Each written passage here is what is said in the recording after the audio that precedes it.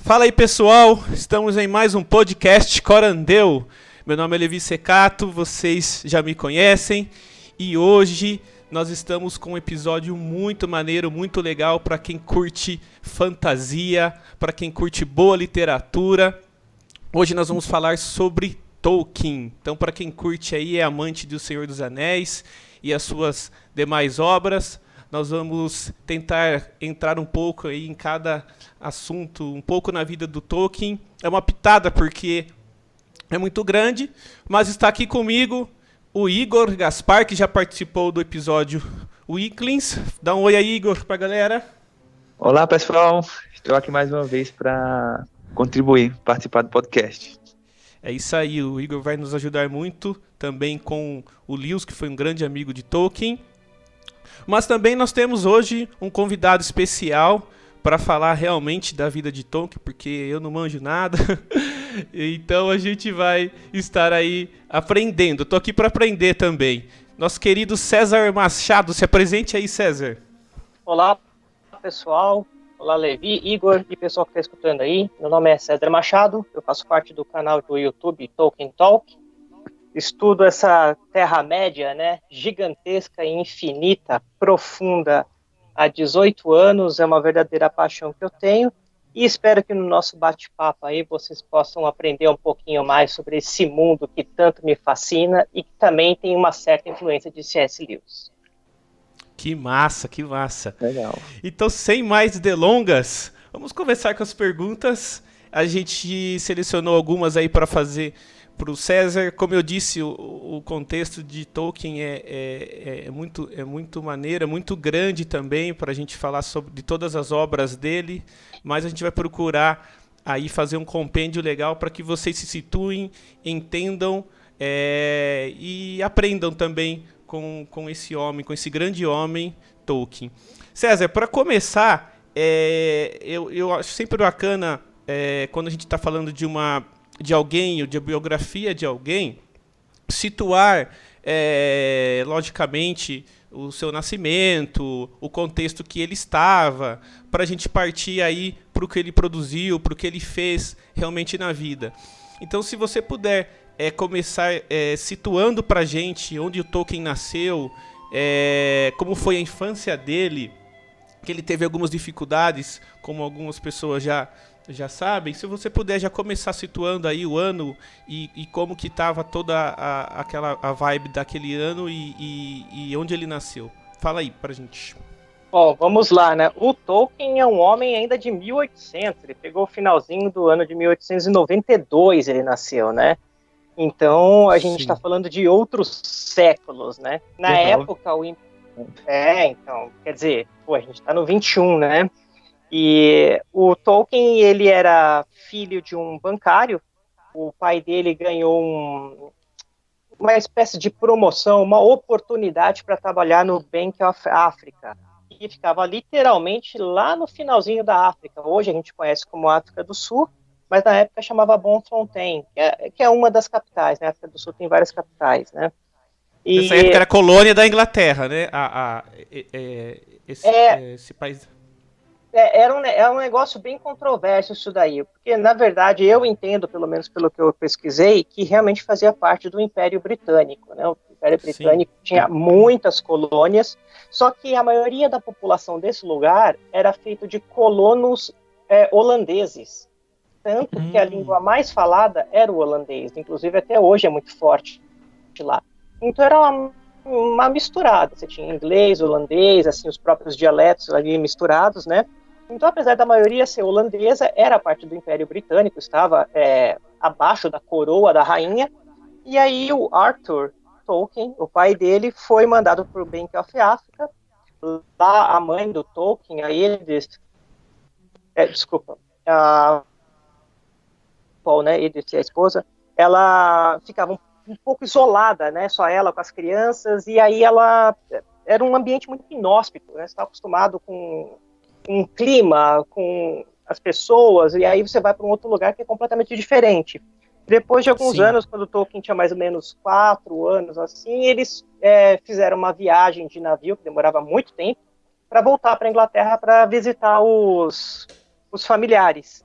E aí, enquanto ela estava na Inglaterra, o Arthur pegou uma doença e acabou falecendo com ela lá Nossa. na Inglaterra. Então foi um negócio bem pesado. E aí, a partir disso, ela ficou realmente na Inglaterra, né?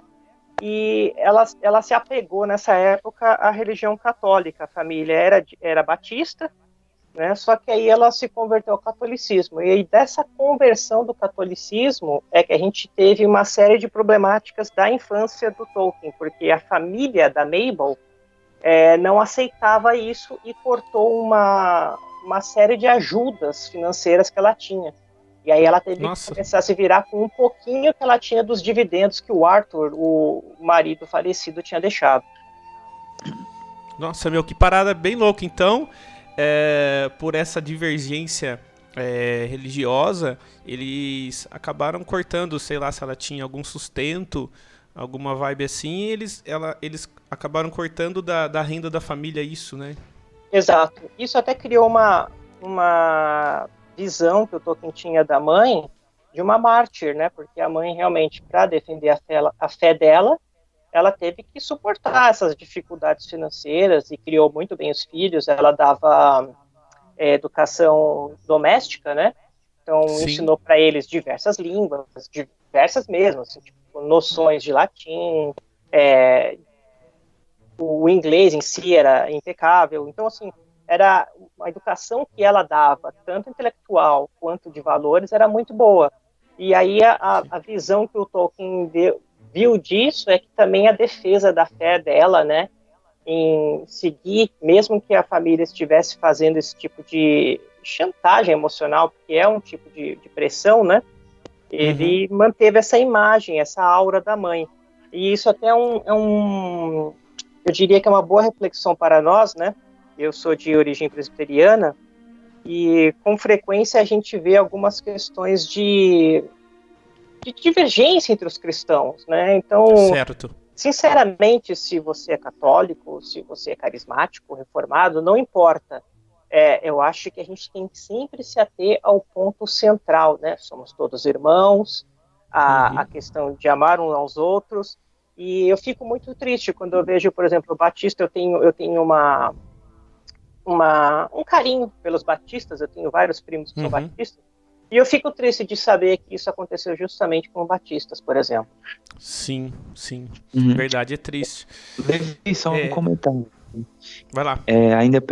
Ainda pegando um gancho nisso que o César estava falando, a gente vê justamente essa questão da dificuldade já na infância de Tolkien, porque a gente tem um contexto de uma criança nascendo em uma terra meio misturada ali, né, entre holandeses, ingleses, africanos, e também quando a mãe dele volta para a Inglaterra, ainda que só de passagem, acabou que ela teve que ficar lá na Inglaterra por conta do falecimento do pai dele. Então, ele perdeu o pai já na infância, a mãe dele se encontra ali com recursos financeiros limitados, e essa questão religiosa que pesou muito, porque na Inglaterra, ali na Irlanda também, no século XIX, havia uma questão muito pesada em relação a essa diferença de religião, principalmente os católicos e os protestantes, ou aquelas igrejas que de alguma forma aderiram ao protestantismo, como os anglicanos. Então, só dando um pulo aqui, mas bem rápido, mais para frente, o Lewis escreve na biografia dele, no Surpreendido pela Alegria, que a amizade com Tolkien assinalou a quebra de 2 preconceitos na vida do Lewis. Um deles foi que, quando ele veio ao mundo, ensinaram a ele a nunca confiar num católico ou num papista. E como o Tolkien era católico, então o Lewis aprendeu a confiar num católico justamente por conta da amizade. Então, para você ver como realmente pesava e realmente, assim, dividia famílias, como foi o caso da família do Tolkien, dividia amigos, então essa questão pesava muito. Então, vendo dessa forma, a Mabel realmente foi uma mártir, não é? Porque ela tinha realmente dificuldades e se ela abrisse mão da crença católica dela, poderia ser favorecida. Mas ela permaneceu firme e com certeza isso foi um exemplo profundo e muito marcante na vida do Tolkien. do Tolkien. Perfeitamente. Perfeitamente, César, é isso mesmo. Aí, prosseguindo, e isso a gente vai ver essa questão aí entre católicos e protestantes e essa amizade que os dois tinham quebra isso completamente, né? Um protestante e um católico. A gente está agora no contexto, então, que a mãe e o Tolkien estão lá na Inglaterra já. Você disse que era aproximadamente com 4 anos, né? Isso aconteceu. Sim. E agora eles estão lá. Como que prossegue a vida deles? Quais ainda continuam as dificuldades? Eu creio que aumentaram. Como que prossegue a vida do Tolkien nesse momento? Para conseguir se estabelecer financeiramente, ela tinha alguns dividendos, né, que o Arthur deixou e algumas outras rendas muito pequenas que algumas pessoas ainda ajudavam ela. E ela começou a ter que procurar lugares para criar, porque não só ela tinha o Tolkien, mas tinha o Hillary, que era um outro menino também, que era mais novo. Então, é uma mulher viúva com 2 crianças.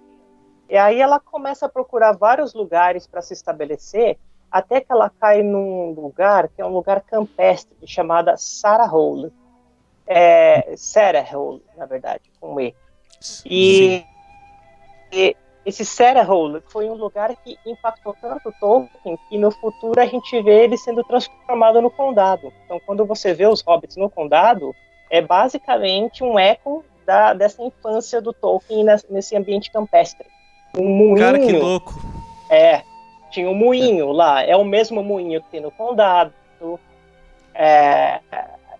Algumas passagens de colinas, de árvores. Então, a grande época da infância do Tolkien foi justamente quando ele ficou nesse pequeno condado da vida dele. Ele foi muito feliz com a mãe lá.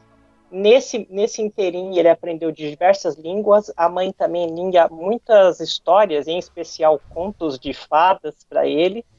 E ele começou a fazer as primeiras ilustrações e rabiscar algumas palavras ali já, né, pensando em dragões verdes.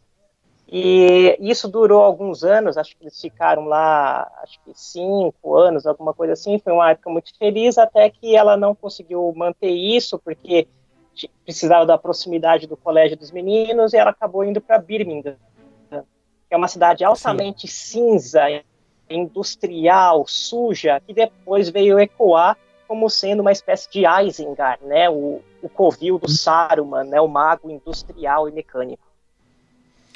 Cara, que massa. Desculpa, Igor, mas eu percebi, então, que ele pega quase todas as imagens da própria vida dele e acabou conciliando depois na produção de suas obras, né? Isso, pelo que você está me falando, é bem atraente, né? De ver isso no Tolkien. E outra coisa que agora eu lembrei aqui, que o Igor pode até comentar, apesar que não, eu vou deixar para daqui a pouco, porque eu acho que daí o César já vai entrar nesse contexto. Mas você ia comentar alguma coisa aí, Igor, sobre esse ponto? Não especificamente, mas só um comentário que eu acho que cabe sobre isso que o César falou. Eu espero que não fuja do assunto, mas eu até abordei essa questão no apêndice do meu livro O Sofrimento Glorioso. Não, Sofrimento Glorioso não, Alegria Futura, que é justamente que o escritor de ficção, ou o sobrecriador, como o Tolkien usava o conceito, não é alguém que forma o seu mundo ex nihilo, a partir do nada, mas ele justamente cria um mundo a partir de um mundo criado. Então a gente vê esses aspectos de criação tanto na obra de Tolkien, como o César acabou de colocar, como também na obra do Lewis. Imagem de montanhas que ele via no condado de Tol, que era onde ele morava na infância na Irlanda. Então transporta também para a Terra de Nárnia. Então é importante notar como o escritor de ficção cria um mundo a partir de um mundo que já foi criado pelo sumo criador, por assim dizer. Então é somente essa colocação que eu gostaria de fazer. É bem por aí mesmo. Você pega referências que você teve, né, marcantes, E a partir do momento que você tem essas referências marcantes da vida real, você também tem referências marcantes de histórias que você leu. E aí o Tolkien trazia várias mitologias que ele lia e contos de fada que ele tinha lido, né, junto da mãe. Isso tudo ele coloca num grande caldeirão. E aí ele mistura tudo e é daí que sai essa sopa. Que Que legal. massa. Muito legal. Ô César, então a gente tá num ponto que o Tolkien tá sem pai, a mãe com grandes dificuldades financeiras e depois a gente vê o que ele se torna, né? Mas ela também ensinou para ele aí, pelo que a gente viu, os clássicos, né? Aí você disse que ele já ingressou na escola. E aí como que prossegue a vida dele? Depois disso, infelizmente, a tristeza da vida do Tolkien não acabou com a morte do pai, né? Ele já teve essa ruptura com o pai, depois ele teve a ruptura de sair de Hall, que ele gostava muito, para ir para Birmingham, e quando a mãe dele tinha 34 anos, ela falece de diabetes.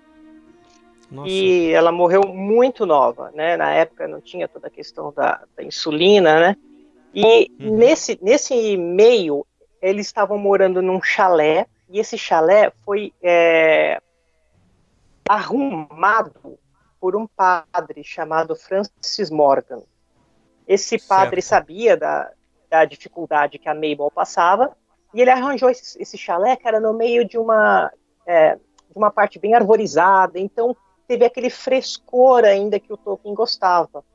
E aí o padre Francis Morgan acabou ficando como tutor dos meninos. Ele ficou responsável pela criação dos meninos, e nesse meio caminho, o Tolkien já estava sendo educado num bom colégio, né, em Birmingham, um colégio de pessoas que tinham uma situação financeira bem acima da dele, né, ele tinha uma bolsa, mas era muito difícil dele se manter ali. E nesse colégio ele teve acesso a diversas línguas diferentes, como o gótico, inglês antigo, grego, latim. E aí ele começou a perceber que ele gostava muito das línguas e ele queria aprender sobre essas línguas.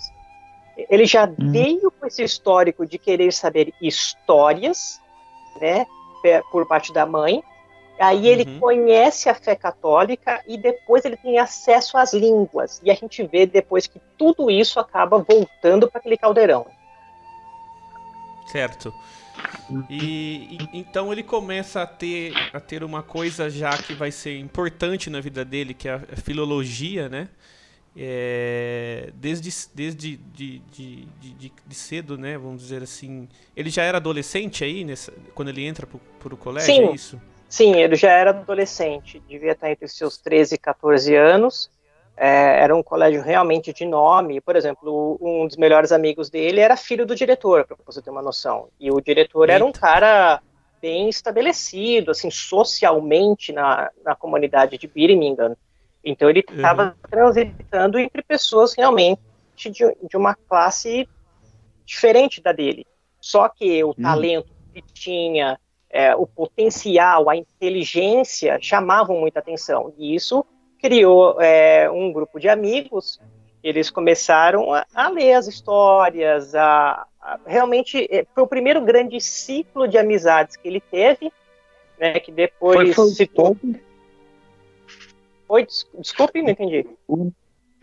Desculpa te interromper, César. O nome desse grupo era o Cobbits, se eu não me engano? Não. Esse daí já é mais da época do Lewis, né? O Cobbiters, que eram os mastigadores de carvão, né? Era outra coisa. Esse é o primeiro no colégio, chama TCBS, que é Tea Club Barovian Society, né? Que é o Clube do Chá e a Sociedade Baroviana. Eles se encontravam num lugar, chamavam Barovian, né? E para tomar chá. Então eles pegaram e criaram, fizeram essa brincadeira, e esse grupo cresceu junto, né? Mesmo depois que eles saíram do colégio, cada um entrou, acho que 2 entraram em Oxford, 2 entraram em Cambridge, e aí depois essa sociedade só teve uma ruptura muito grande na Primeira Guerra Mundial, onde 2 deles morreram, né? Foi um negócio muito impactante na vida do Tolkien. Mas aí a gente vê a mistura do amor pelas línguas, amor pelas histórias, né, pelas mitologias e as amizades, né, o ciclo de amizades que é muito importante. Nessas mitologias, Sim. ele lia muitas vezes em inglês antigo ou no gótico, nessas línguas mortas, né, nessas línguas que não são mais ditas. Então ainda tinha um quê de garimpo histórico nisso. Ele se divertia a não só a ler uma língua que não existe mais, mas descobrir histórias que existiam nessa cultura, né, entre aspas, que tinha que ser decifrada nos códigos das letras. Entendo. César, uma pergunta. Beowulf era uma dessas histórias? Olha, eu não lembro quando que Beowulf entra na vida dele, mas eu sei que Beowulf foi um marco na vida acadêmica do Tolkien muitos anos depois, porque até então Beowulf era vista pela parte acadêmica de uma forma, até o Tolkien fazer o estudo dele. Quando o Tolkien fez o estudo dele, ele remodelou todo o pensamento sobre Beowulf. Foi um marco na época, porque ele contextualizou Beowulf na parte histórica e mostrou quão importante é aquele documento, como apesar dele ser uma aparente fantasia, como ele diz sobre os anglo-saxões, como ele diz sobre a história, né, ali de todo aquele miolo, que antigamente não tinha os mesmos nomes da Inglaterra, você tinha uma série de mudanças geográficas, mas ele mostra como a partir da história você consegue contextualizar diversas coisas de muitos anos atrás. Então, Beowulf se divide antes e depois de Tolkien. Sim. Beowulf é aquele que ele tem até um mito do dragão ou não? Eu tô falando... Sim. Fala, né? Tem um dragão, assim, tudo que o Tolkien gosta tem dragão no meio, pode ter certeza. Bom, então a gente tá aí ele nesse contexto, nesse primeiro clube. Eu acho muito massa, muito louco isso, né, cara? Como que... Isso é até uma dificuldade da gente ter hoje, de ver como que eles conseguiam fazer clubes, sociedades que sejam literárias, como aquela das cascas de batata, né? É interessante como a gente consegue ver isso naquela época, né? A facilidade que eles tinham ali. Eu até vi isso no filme que recentemente que lançaram do Tolkien, quando ele chega na sala de aula, o professor pede para ele recitar, ele estava até sem o livro ali na mão que ele tinha que recitar, ele recitou de cabeça. Eu não sei se de fato era assim, eu acredito, como você já disse, como ele foi criado e sendo ensinado nos clássicos, ele deveria muita coisa saber de decor. Mas... prosseguindo, então, eu acho que seria interessante, então, para a gente avançar, César, para você já entrar nesse contexto aí de Primeira Guerra, que ele já está partindo da juventude para a idade adulta, né? Seria interessante? Sim, com certeza. Antes da Primeira Guerra, teve o grande amor dele, né? Como eles estavam vivendo nesse chalé, mas era com a mãe, ficou inviável eles se continuarem ali, porque não tinha uma pessoa responsável por eles. E aí o padre Francis Morgan colocou eles numa espécie de pensão. Era muito comum, em especial no hemisfério norte, nos Estados Unidos e na Inglaterra, por exemplo, você fazer locação de quartos de uma casa. Pra gente aqui é impensável isso, né? Tipo, vou alugar um quarto da minha casa. Mas isso é culturalmente muito comum nos europeus. E nessa época tinha uma senhora que tinha uma casa gigantesca, né? Isso era muito comum também, né? Casas muito grandes. E aí ela alugava quarto para diversos jovens. E uma das jovens que já estava lá, 2 anos mais velha que o Tolkien, era a Edith Bratt, né? A Edith era uma menina que tocava piano, muito bonita, delicada. E aí eles começaram a crescer em amizade. E a amizade foi tomando outros tons, até que eles realmente perceberam que estavam apaixonados um pelo outro, e o Tolkien começou a literalmente avacalhar nos estudos, né? Essa é a verdade. Entrou mulher na parada. Exato. O negócio mudou. E aí ele começou a desvirtuar e pensava na Edith e matava a aula para ir tomar chá com ela, para andar de bicicleta, para fazer piquenique. Tanto que uma das cenas do filme, né, que você comentou agora há pouco, né, esse dele ter recitado de cor, não há menções sobre isso, mas é altamente possível, porque de fato o Tolkien sabia muita coisa de cor, assim, coisas assustadoras de cor em outras línguas. E uma das cenas que tem, a Edith está jogando cubos de açúcar em cima dos chapéus das pessoas, né? E essa cena de fato existiu. Eles se divertiam, a pessoa passando, existia um tipo de uma janela basculante na casa de chá. Era muito comum casas de chá, né? Aqui no Brasil a gente tem os botecos, né? Lá eles tinham as casas de chá. E aí quando eles iam matar a aula para ficar lá namorando, as mulheres usavam chapéus muito grandes, de abas muito grandes, né? E aí eles pegavam os cubos de açúcar e tinham a manha de ficar competindo para ver quem conseguia deixar o cubo de açúcar parar no chapéu das pessoas e a pessoa ir embora com um cubo de açúcar no chapéu. Então, olha! A cena do filme se passa já com eles mais adultos, mas é um pouquinho anacrônico ali, mas ficou legal eles se remeterem a isso, né? E aí, como ele começou a avacalhar com isso, o padre Francis Morgan deu uma chamada nele. Falou, ó, pode parar com essa brincadeira aí, que você tem que se formar. E aí, ele desobedeceu o padre uma vez, o padre chamou a atenção dele de novo, ele falou que não ia fazer mais, fez de novo. Aí o padre deu um ultimato. Falou, ó, não vai existir terceira. E aí, eles meio que romperam o namoro, né? E ela foi para outra cidade, próxima ali, e eles se comprometeram que quando ele fizesse a maioridade, né, os 21, eles iam ficar juntos e se casar. Só que no meio do caminho a gente teve aí a Primeira Guerra Mundial, né? E o Tolkien realmente, depois que ele terminou o relacionamento com a Edith, ele se esforçou muito, né? Entrou na faculdade, já estava para se formar, já estava indo muito bem. E quando ele fez os 21 anos, se tornou maior, a guerra eclodiu e ele se alistou. E aí ele foi atrás da Edith, que estava inclusive noiva de outro cidadão, já, porque ela achou que ele tinha esquecido dela. E quando ela escreveu a carta para ele que estava isso, ele mandou uma outra carta para ela falando, não, eu vou te encontrar, eu vou conversar com você, a gente vai acertar isso. O bicho era realmente muito bom de papo, porque ele foi lá, convenceu, ela rompeu o noivado com um coitado lá e casou com ele. Então, realmente ele tinha uma boa escrita, né?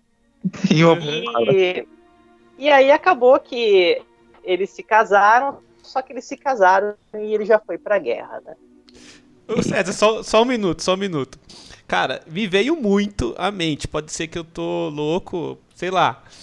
Mas, cara, veio muito... Eu não li nada sobre isso, eu tô chutando aqui bem longe.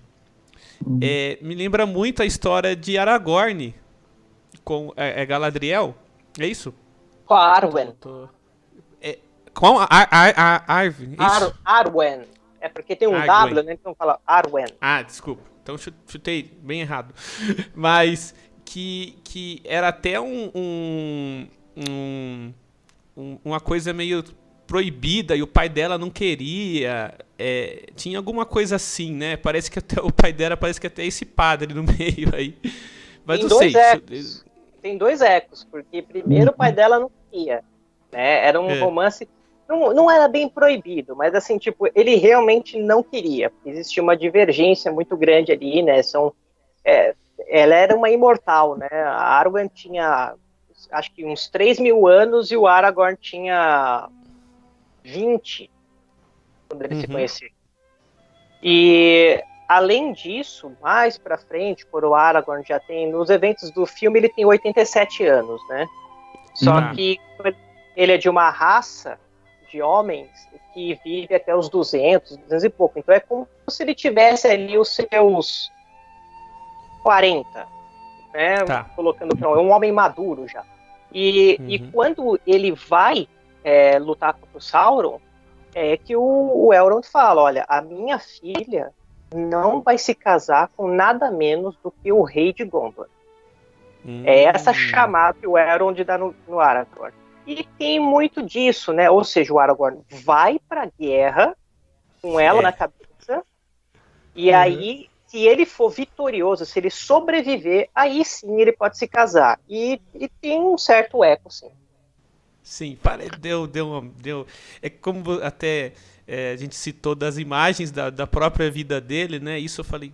Parece que a hora que você estava contando me veio o Aragorn na cabeça e o que aconteceu com ele. Bom, então aí ele se casa com ela e como prossegue a vida dele por aí? Aí ele vai pra guerra, né? Quando ele vai pra guerra, ele vê os horrores, né? E isso tem um reflexo claro em toda a trajetória do Senhor dos Anéis e o Silmarillion, que tem muitas batalhas, muitas guerras, né? Ele viu o horror de perto.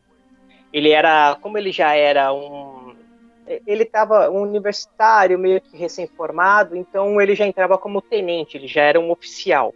Ele foi como oficial de comunicações, então ele tinha que fazer os comunicados de uma trincheira para outra, né? Ou seja, ele tinha que informar o que estava acontecendo ali.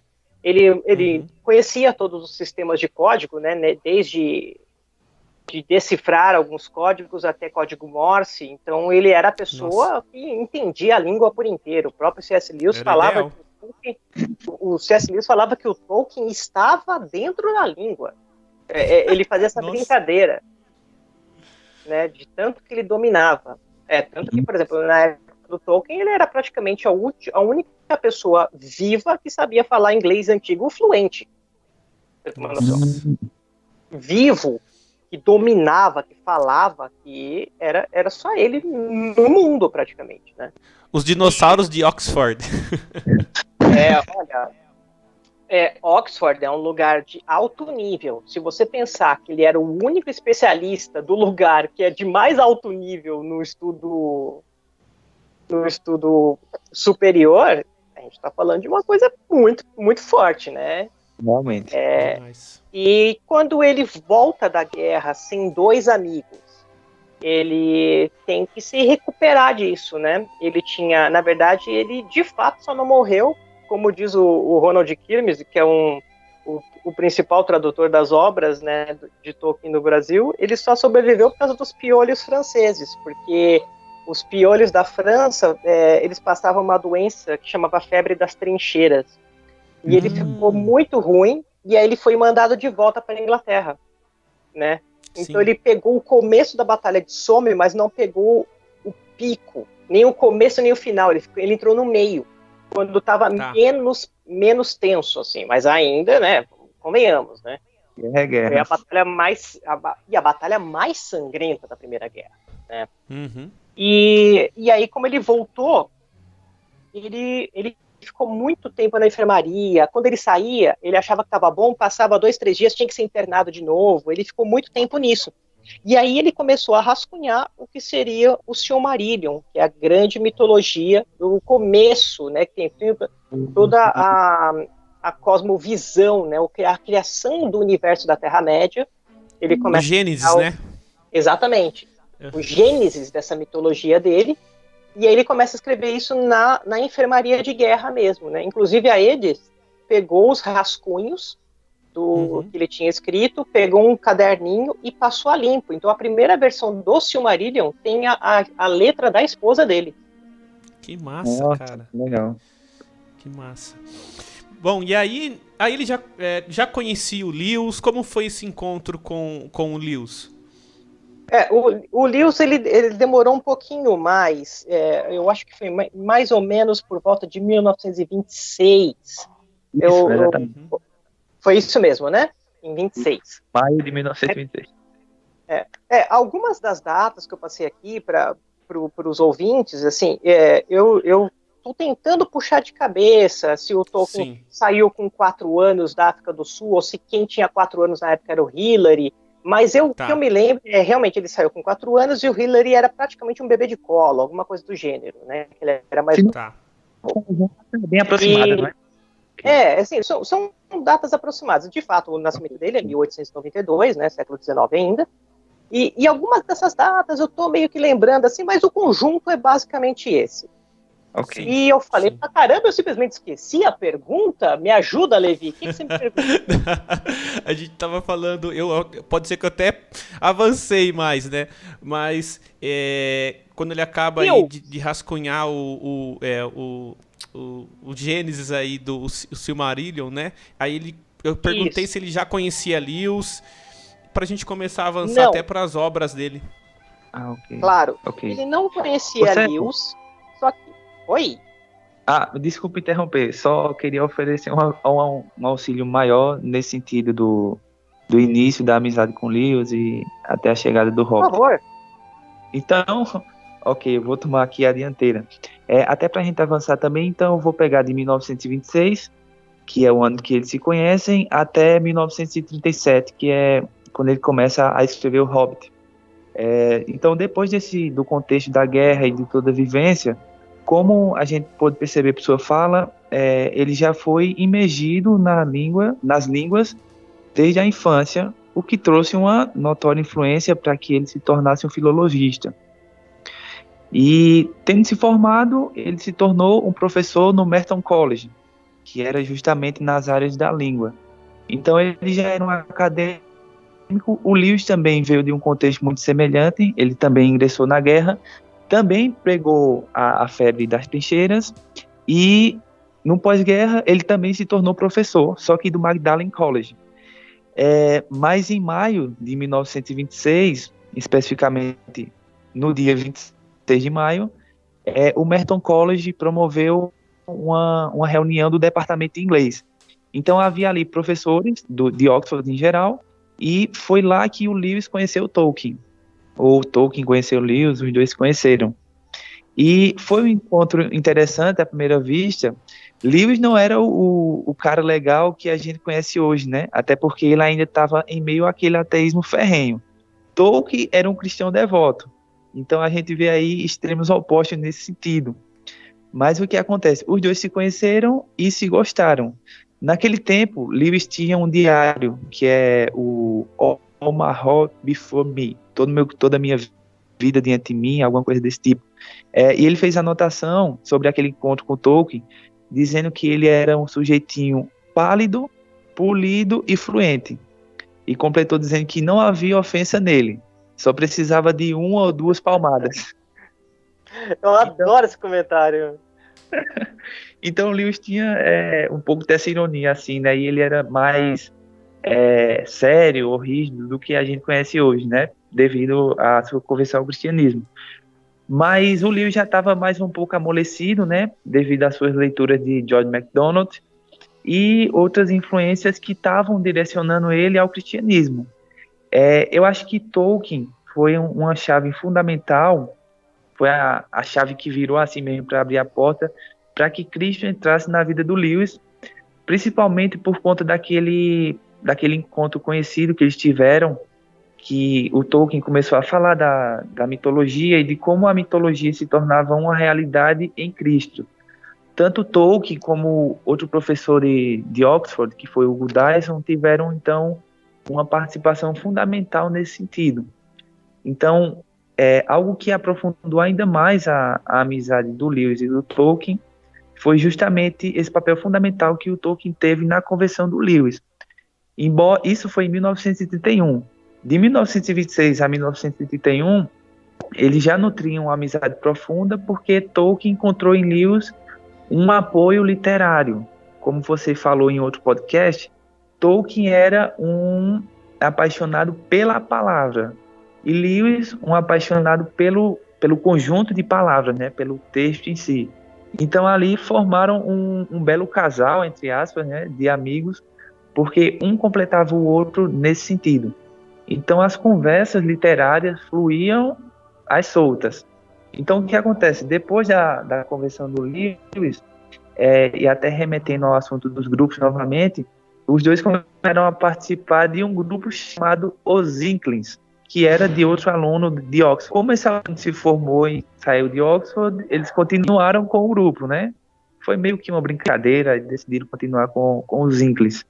E o início dos Inklings é muito importante na carreira literária dos dois, porque era um ambiente onde eles podiam ler as suas obras e comentar outras obras também.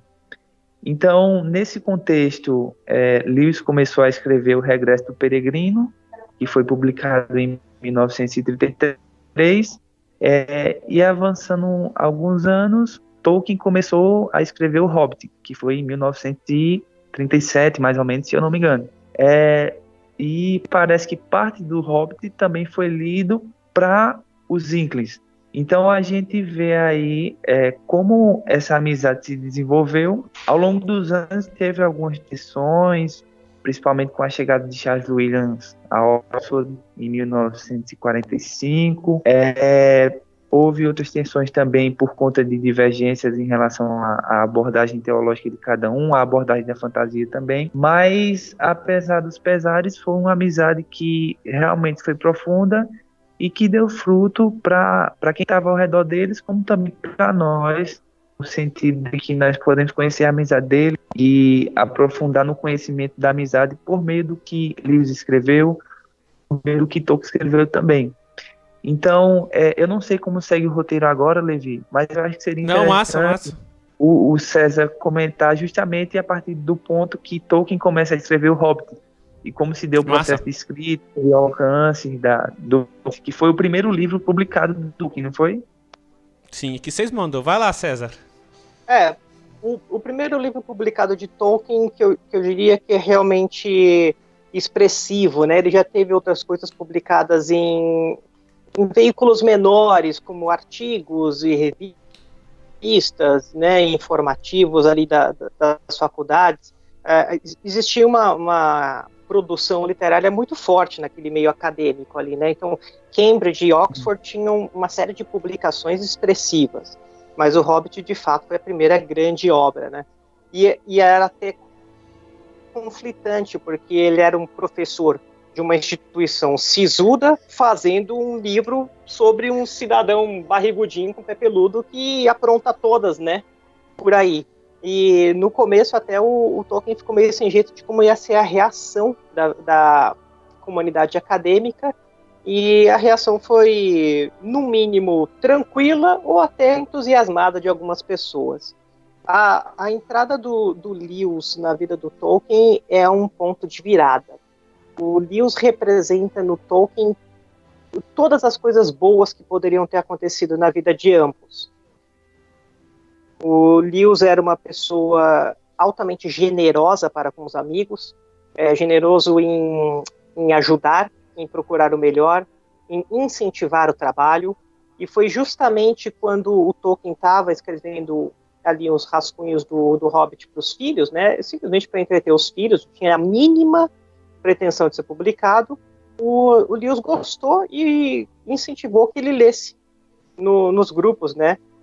O primeiro grupo antes dos Inklings foi exatamente no mesmo ano que eles se conheceram, de 26, que é o Cobbiters. Cobbiters quer dizer em islandês mordedores de carvão. Era uma brincadeira que eles tinham, brincadeira de nerd, né? Tipo, ficar fazendo essas... Porque, na verdade, o que eram os Inklings? Eram os nerds da época, né? É a gente, né? Eles eram... Hoje é geek, né? Mais chique, né? E os Cobbiters desenvolveram depois, roubaram o nome de Inklings de um calouro que não deu prosseguimento no grupo, e eles roubaram esse nome aí, e eles sempre se conheciam, conversavam, se encontravam em alguns pubs, em especial no Eagle and Child, no Bird and Baby, que eles apelidaram, mas o nome correto era Eagle and Child, né, que é a águia e a criança, que é uma águia carregando uma criança e tal.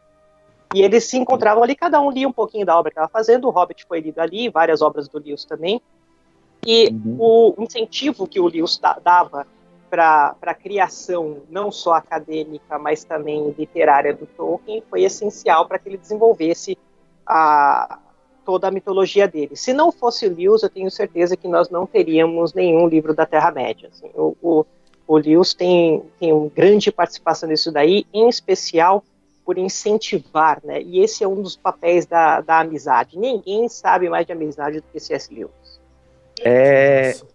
Lewis e Tolkien tinham um amigo em comum que era o Walt Hooper. E Walter Hooper comenta que certa vez, conversando com Tolkien disse que Lewis tinha uma fome insaciável por histórias. E essa fome se deve muito ao incentivo que ele dava a Tolkien, né? Continua escrevendo, continua escrevendo, continua escrevendo. E Tolkien fez até um gracejo. Ele disse que O Senhor dos Anéis foi escrito para deixar Lewis em paz, para que ele ficasse em paz, devido à fome que ele tinha por histórias. Exato. Não, eu costumo brincar que no canal, no Tolkien Talk, né, que eu e o Sérgio fundamos, que tem uma canção, poema que o Bilbo canta, que ele chama The Road Goes Ever On, né? A estrada vai sempre em frente, né? A estrada nunca termina, né? A estrada é infinita das aventuras, da vida. E eu costumo falar que não só isso, mas ela também, a arte é que realmente inspira a vida. As pessoas falam que a arte imita a vida, pelo menos é o contrário. E o Tolkien falava isso mesmo. É a vida que imita a arte, porque a arte é bonita e, por acaso, a vida depois começa a imitar a ficção. E eu vejo muito a minha parceria com o Sérgio como Tolkien e Lewis. O Sérgio é um cara altamente metódico, é o maior tolkienista que eu conheço, assim, estudioso de Tolkien, né?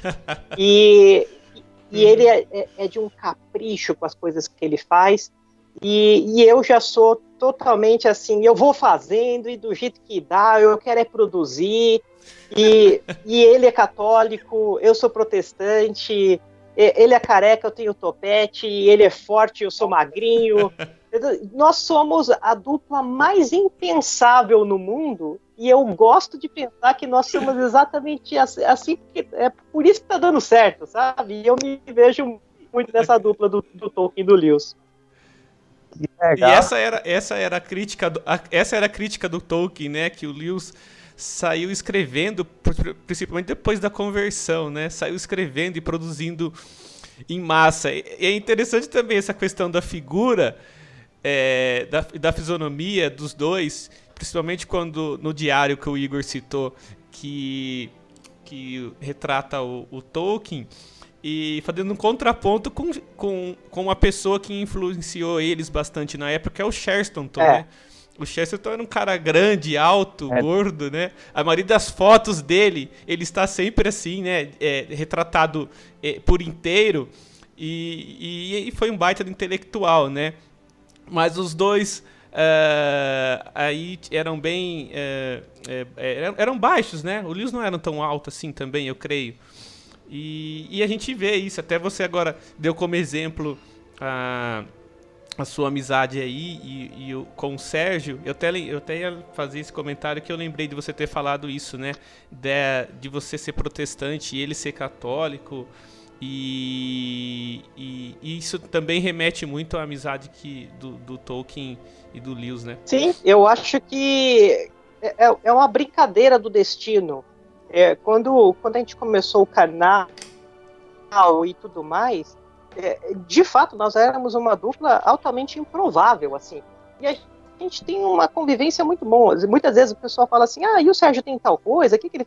Eu falo, rapaz, eu não sei não. A gente basicamente não fala das nossas vidas. A gente discute os textos e o que estava na passagem. É conversa de nerd mesmo. A gente mal fala bom dia e já sai comentando de um trecho do texto. Que legal. Cara, bom, é muito vasta a vida do Tolkien, mas como a gente também não tem muito tempo, né, e a gente já está praticamente caminhando para o final, eu queria juntar as questões, as perguntas aqui, César, se for claro. Possível, que é realmente você comentar rapidamente mais sobre o próprio Hobbit, sobre já então emendando a obra do Senhor dos Anéis em si, pra gente, essa é uma pergunta pra gente encaminhar, pra gente já ir pra última. Bom, vamos lá, como o Igor disse, né, foi com incentivo do Lewis que o Tolkien finalizou o Senhor dos Anéis, finalizou o Hobbit, e aí como o Hobbit fez muito sucesso, o editor queria uma sequência para ele.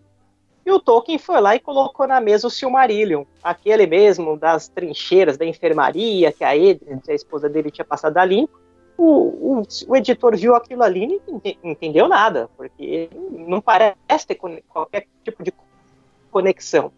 E o editor falou, não, eu quero mais hobbits, eu quero fazer uma sequência. Você não mandou o Bilbo lá e ele achou o anel? Então faz o seguinte, manda ele agora pro Lago Encantado e ele vai achar o tapete mágico, alguma coisa do gênero. Né? Só coloca ele numa aventura aí. E aí ele falou, tá bom.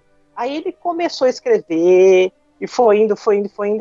Quando ele começou a ver que o Senhor dos Anéis estava virando um monstro e estava se juntando ao Silmarillion, o que o Tolkien fez, sem querer e meio que querendo, foi fazer com que o Hobbit fosse unido ao Silmarillion. E aí o Senhor dos Anéis fez essa ponte. O livro começou a virar um monstro, ele foi enrolando o editor dele durante 12 anos. Ele conseguiu enrolar o editor. E só foi 12 anos e só terminou porque o C.S. Lewis, em toda a reunião dos Inklings, ficava falando para ele escrever e ficava empurrando, senão não teríamos o Senhor dos Anéis, com certeza. O Senhor dos Anéis foi publicado no pós-guerra da Segunda Guerra Mundial, né? O Senhor dos Anéis é de 54, a gente está falando da guerra de... A Inglaterra ainda estava com os efeitos da guerra, então nem papel tínhamos direito.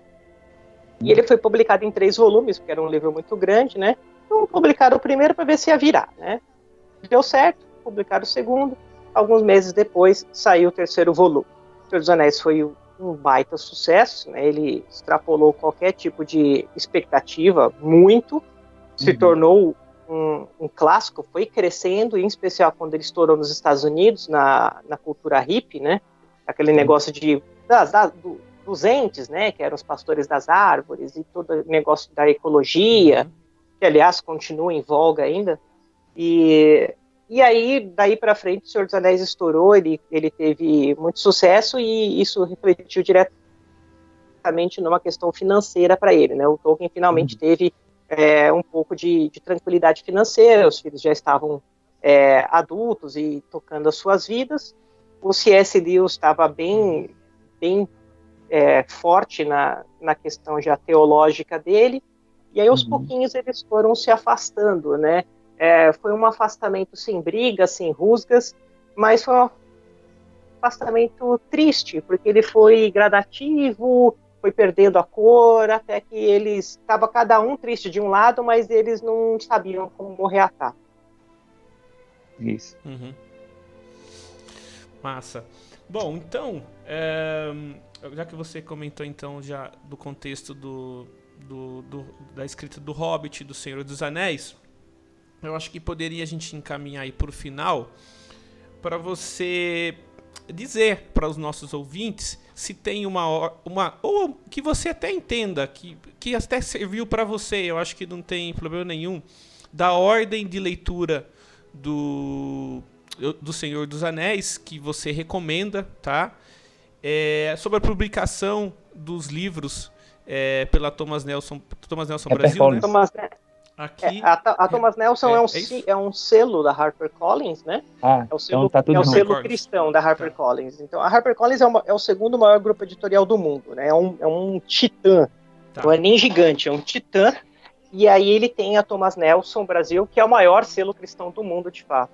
Então as obras do Lewis são publicadas pela Thomas Nelson e as obras do Tolkien pela HarperCollins. Ah, tá. Então, explicado aí.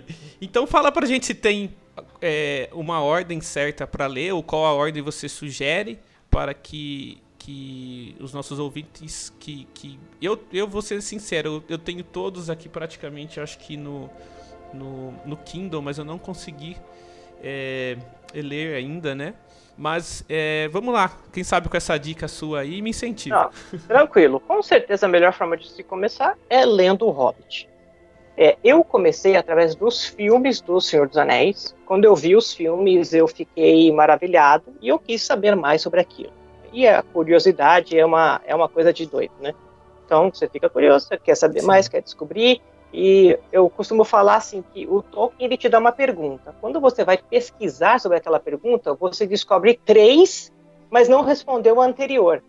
Então, você sai com 4. E aí ele vai virando exponencial. Tudo no Tolkien é exponencial. Quando você vai procurar a resposta dos 4, você sai com 16 e vai indo. Então, e é por isso que a gente montou o canal e a gente fala que o canal ele vai ser um negócio comunitário, porque daqui a pouco a gente vai ter 5.000 vídeos, a gente fez 15% da Terra-média, a gente não vai ter mais pique para gravar vídeo, a gente vai ter que passar esse canal para frente e alguém continua, vai seguindo o legado. Uhum. Basicamente, se você quiser começar a ler a mitologia de Tolkien, comece pelo Hobbit, ou assista o primeiro filme do Senhor dos Anéis. Se você achar bacana, você com certeza vai encontrar muito mais beleza nos livros. Mas se for começar pelos livros, vá pelo Hobbit. O Hobbit tem um tom jocoso, infantil, né? Ele é bem diferente do resto da mitologia, mas ele já te dá várias nuances do que você vai encontrar lá, os mistérios da Terra-média. Depois disso, você segue para o Senhor dos Anéis, que são 3 volumes, né? Então você vai seguir para a Sociedade do Anel, As Duas Torres, O Retorno do Rei, e aí sim você vai para a obra que é pequena, é do tamanho do Hobbit, quase um pouco maior, mas é muito mais densa, que é o Silmarillion. O Silmarillion é o começo, então você vai começar pelo meio, vai do meio para o final, e depois do começão. O meu livro predileto da minha vida é o Silmarillion, mas realmente, começar vai pelo Hobbit, o Senhor dos Anéis. Legal. Tá, massa. Bom, para finalizar, César, o que você pode deixar aí de legado, do legado do Tolkien, que você quer dar só uma pitada para deixar, inclusive, como curiosidade para os nossos ouvintes, e que você pode falar desse legado dele para a gente finalizar? Para hoje, inclusive, a influência dele hoje. O Tolkien é uma pessoa de uma profundidade indescritível, né? Então, mesmo que eu use as minhas melhores palavras e eu sou uma pessoa articulada, eu não conseguiria. Mas eu gosto muito de pensar no Tolkien dos livros. Tanto que existe um dos livros da Thomas Nelson Brasil, que é do C.S. Lewis, que chama Sobre Histórias. E é uma série de resenhas que o Lewis escreveu. O Lewis já era famoso quando conheceu o Tolkien, né? O Lewis já era uma pessoa bem conhecida no ramo acadêmico e literário. E ele escreve até algumas resenhas sobre o Hobbit e o Senhor dos Anéis, e a gente tem isso no livro sobre histórias. E também recomendo lerem O Dom da Amizade, que é um livro vermelhinho, esse da HarperCollins, e fala de ambos, né? Então eu acho que a coisa que mais me inspira é a amizade dos dois. Isso é pensando no conjunto da obra. Tá. O Tolkien em si, ele me mostra, ele pinta um quadro, que vai, inclusive, isso ficou bem claro no livro que está para ser relançado agora, que chama Árvore e Folha. Ele pinta um quadro biográfico, quando você lê a biografia, a história do Tolkien, que ele nunca estava satisfeito.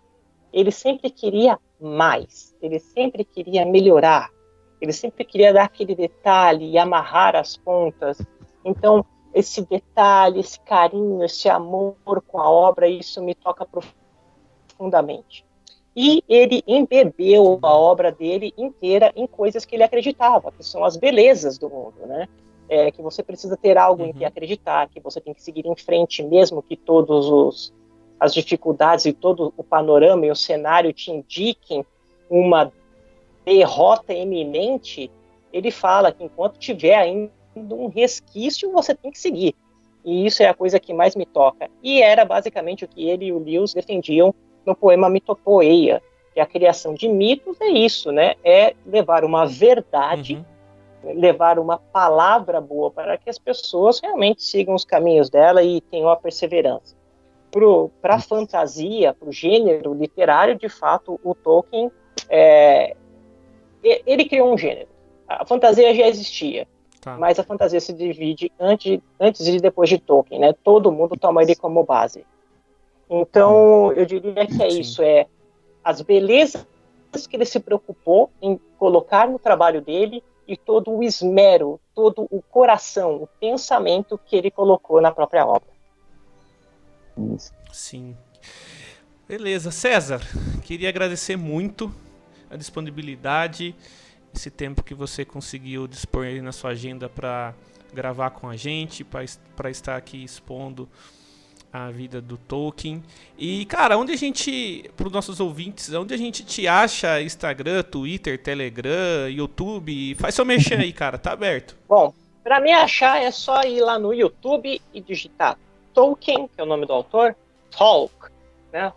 nós somos faladores de Tolkien. Então, Tolkien Talk, lá no YouTube tem bastante coisa, a gente faz audiodramas, então você escuta como se fosse é muito mais do que uma radionovela, assim, você realmente se sente lá dentro, é imersivo. Então a gente faz algumas passagens do audiodrama, não é um audiobook é só lido, não, o nosso tem barulho, tem música, é para chorar mesmo. E a gente também tem os estudos da Terra-média, temos uma playlist dedicada a C.S. Lewis, aos Inklings, temos um quadro de culinária, temos contação de história para crianças, nós lemos o Hobbit para crianças com uma contadora de histórias profissional. A gente aborda todo tipo. Então, se você quiser, você pode ir lá aprender a fazer um prato para almoço e para sobremesa, coloca a criançada para descobrir o Hobbit e ainda conhece a fundo C.S. Lewis, Tolkien e todo aquele miolo de Oxford ali, né?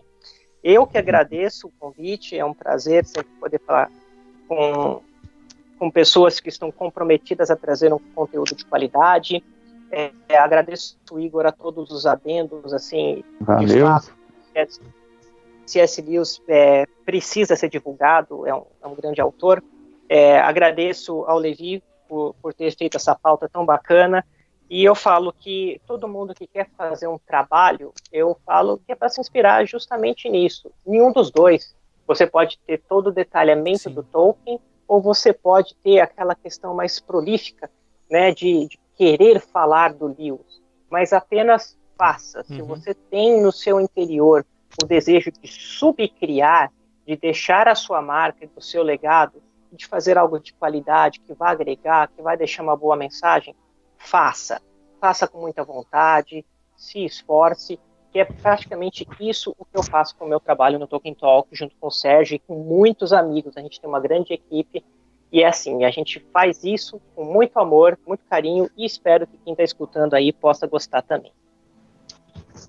Que massa. Legal. Algum comentário final, Igor? Não, só agradecer mesmo também pelo convite da participação, agradecer o César, foi um prazer. E só um parêntese para falar da escrita do livro que eu até comentei com o César, que eu escrevi o livro sobre os Inklings, que vai ser o primeiro livro em português sobre esse grupo. Então vai estar sendo publicado esse ano, e ele enreda toda essa questão, né, de Tolkien, de Lewis e de outros amigos também. Então, reforçar os agradecimentos, e é isso. Que massa. Obrigado. Então, gente, esse foi nosso podcast Corandeu, mais um aí, ficou massa, e espero que vocês gostem muito. Valeu, obrigado. Muitos amigos, a gente tem uma grande equipe, e é assim, a gente faz isso com muito amor, muito carinho, e espero que quem está escutando aí possa gostar também. Que massa. Legal. Algum comentário final, Igor? Não, só agradecer mesmo também pelo convite da participação, agradecer o César, foi um prazer. E só um parêntese para falar da escrita do livro que eu até comentei com o César, que eu escrevi o livro sobre os Inklings, que vai ser o primeiro livro em português sobre esse grupo. Então vai estar sendo publicado esse ano, e ele enreda toda essa questão, né, de Tolkien, de Lewis e de outros amigos também. Então, reforçar os agradecimentos, e é isso. Que massa. Obrigado. Então, gente, esse foi nosso podcast Corandeu, mais um aí, ficou massa, e espero que vocês gostem muito. Valeu.